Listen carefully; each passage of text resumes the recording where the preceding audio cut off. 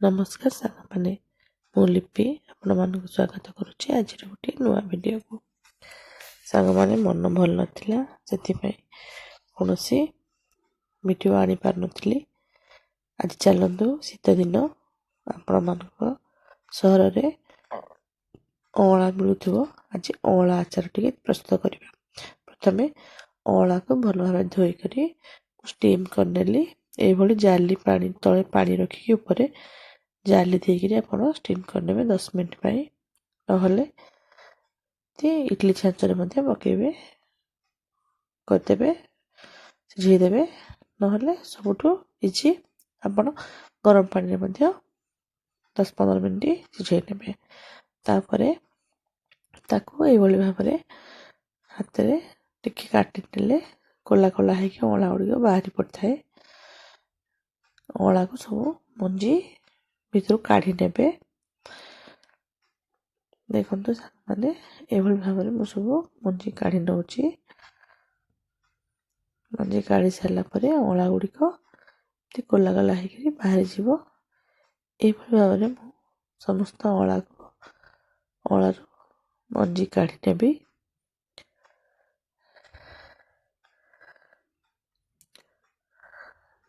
ଆପଣମାନେ ଶୀତଦିନେ କ'ଣ ଖାଇବାକୁ ଆପଣଙ୍କୁ ଭଲ ଲାଗେ? ଏବେ ତ ବହୁତ ପ୍ରକାର ପନିପରିବା, ଶାଗ ମିଳୁଛି, ତେଣୁ ଭରପୁର ପରିମାଣରେ ଶାଗ ଆଉ ପନିପରିବା ଖାଇବା ନିହାତି ଆବଶ୍ୟକ। ଦେଖନ୍ତୁ, ବର୍ତ୍ତମାନ ମୁଁ ସବୁ ଅଁଳାରୁ ଏଇଭଳି ଭାବରେ ମଞ୍ଜି କାଢ଼ିକି ଗୋଲା ଗୋଲା ତାକୁ ନେଇଛି। ଏଇଟା ମୁଁ ଏଠି 2 କିଲୋ ଅଁଳା ନେଇଥିଲି, ସେଥିପାଇଁ ମୁଁ 1 କିଲୋ ଗୁଡ଼ ମଧ୍ୟ ନେଇଛି। ଏଠି ମୁଁ କିଛି ଧଳା ସୋରିଷ, କିଛି ମେଥି, ପାନମହୁରିକୁ ଅଳ୍ପ ଉଷୁମ କରି ଭାଜି ନେବି। ଭାଜି ସାରିଲା ପରେ ଦେଖନ୍ତୁ 10 ମିନିଟ୍ ପରେ ଆପଣ ସ୍ଲୋ ଆଞ୍ଚରେ ଭାଜି ନେବେ। ତାପରେ ମୁଁ କିଛି ଶୁଖିଲା ଲଙ୍କା ମଧ୍ୟ ସେଥିରେ ପକାଇ ଦେଇଥିଲି। ଶୁଖିଲା ଲଙ୍କା ପକାଇବା ଦ୍ୱାରା ଭଲ ବାସ୍ନା ହେଇଥାଏ।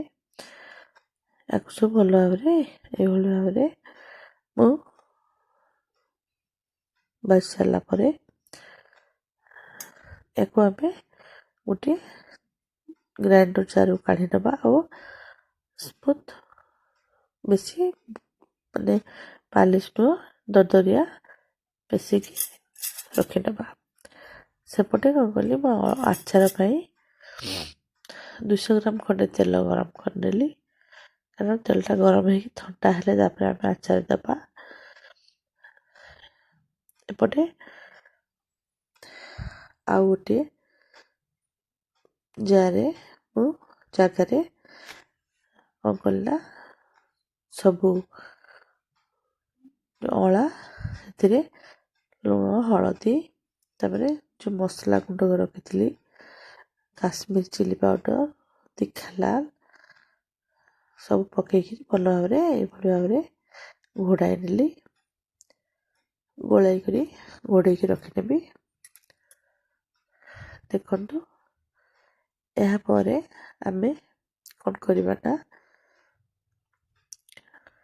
ଦେଖନ୍ତୁ ବର୍ତ୍ତମାନ ସବୁ ଅଁଳାରେ ଭଲ ଭାବରେ ମସଲା ଭିଜି ନେଇଛି। ଏବେ ମୁଁ ଏଥିରେ ଯେଉଁ ତେଲ ଗରମ କରି ରଖିଥିଲି ତାକୁ ଦେଇ ନେଉଛି। ଦେଇକି ଭଲ ଭାବରେ ମିଶାଇ ନେଉଛି।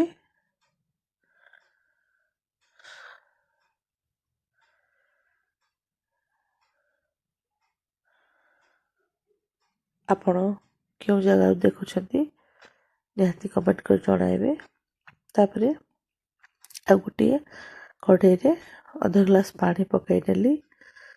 ସେଥିରେ ମୁଁ ଯେଉଁ 1 କିଲୋ ଗୁଡ଼ ଆଣିଥିଲି, ସେ ଗୁଡ଼କୁ ପକାଇ ନେବି।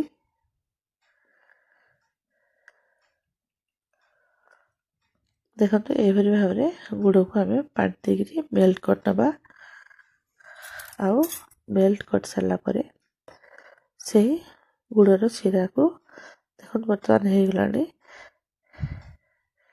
ଏବେ ଆମେ ୟାକୁ ଛାଣିକରି କିମ୍ବା ସେଇଭଳି ଆପଣ ଦେଖିକିରି ଏଇ ଆମର ଯେଉଁ ଆଚାର କରିଛି, ଅଁଳା ରଖିଥିଲେ ମସଲା ଗୋଳେଇକି, ସେଥିରେ ସବୁ ପକାଇକି ଭଲ ଭାବରେ ମିଶାଇ ଦେବା।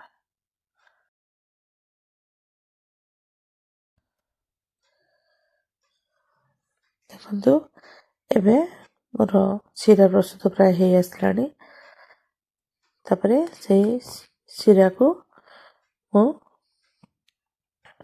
ପ୍ରସ୍ତୁତ କରିସାରିଲା ପରେ ଦେଖନ୍ତୁ ସାଙ୍ଗମାନେ, ଆଗ ଆମେ ଯେଉଁ ଅଁଳା ପ୍ରସ୍ତୁତ କରି ରଖିଛେ ମସଲା ଦେଇକିରି ସେଥିରେ ଏଇ ଶିରାକୁ ପକେଇକି ମିଶାଇଦେବା।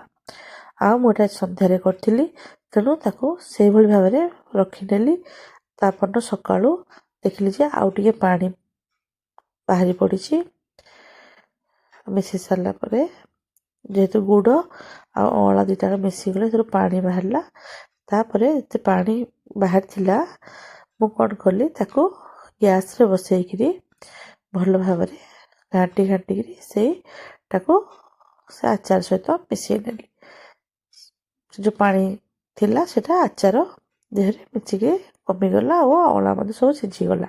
ଯଦି ଆପଣ ଏଭଳି ଭାବରେ କରିବାକୁ ଚାହୁଁନାହାନ୍ତି, ଆପଣ ଆକୁ ଖରାରେ ମଧ୍ୟ 8-10 ଦିନ ଦେଇପାରିବେ, ଯାହାଫଳରେ ଏଇଟା ଶୁଖିଲା ହେଇଯିବ। ଦେଖନ୍ତୁ ବର୍ତ୍ତମାନ ମୋର ଅଁଳା ଆଚାର ପ୍ରସ୍ତୁତ ହେଇଗଲା।